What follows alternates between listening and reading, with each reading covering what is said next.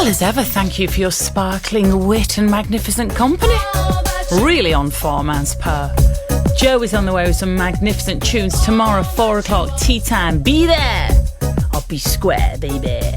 Just be there, okay? Radio 2 on the BBC Sounds app on your smart speaker and on 88 to 91 FM.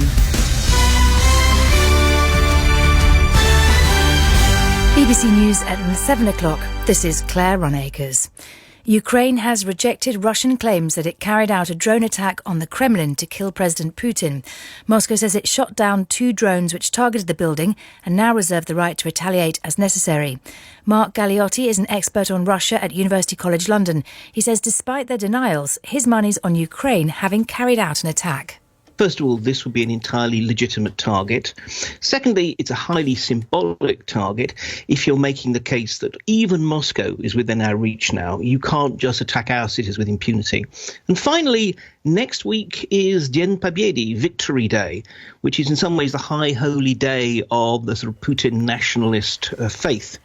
The Metropolitan Police say protecting the King's coronation on Saturday will be one of the most significant security operations it's ever conducted.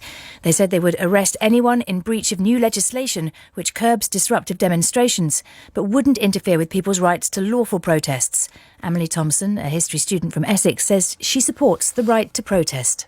It's totally within people's rights, and you can't have a monarchy that's unelected and expect everybody to willingly participate in a coronation that's estimated to cost £100 million of taxpayer money. I think it's a ridiculous notion.